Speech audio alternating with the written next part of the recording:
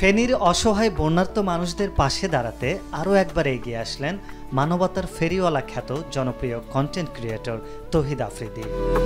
বন্যা কবলিত মানুষদের কাছে আফ্রিদি পৌঁছে দিচ্ছেন শুকনো খাবার, লাইফ জ্যাকেট সহ প্রয়োজনীয় ঔষধ সামগ্রী। গতকাল বৃহস্পতিবার রাতেই ট্রাক বোঝাই ত্রাণ সামগ্রী নিয়ে তৌহিদ আফ্রিদির টিম ফেনীর উদ্দেশ্যে রওনা করে।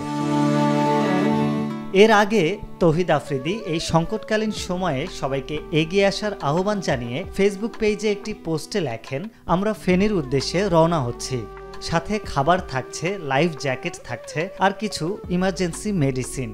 আমাদের সাথে একজন ডক্টরও যাচ্ছেন যাতে জরুরি প্রয়োজনে উনি চিকিৎসা দিতে পারেন।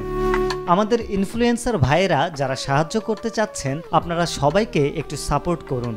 কাঁধে কাঁধ মিলিয়ে সবাইকে সাহায্যের জন্য এগিয়ে যেতে একটু সাপোর্ট দিন। আমাদের টাকার দরকার নেই, আপনারা শুধু ইনফরমেশন দিলেই হবে।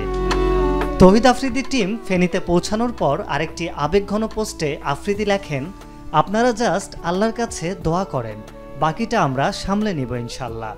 এখন কে কার থেকে এগিয়ে যাওয়ার প্রতিযোগিতায় না গিয়ে একটা প্রাণও যাতে আর হারিয়ে না যায়, আমরা সেই প্রতিযোগিতায় নামি।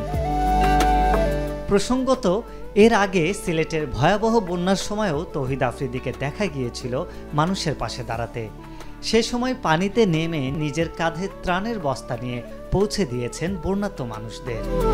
এছাড়াও প্রায়শই বিভিন্ন সেবামূলক কর্মসূচিতে অংশ নিতে দেখা যায় এই জনপ্রিয় কন্টেন্ট ক্রিয়েটরকে। আরিফ হক, মাই টিভি।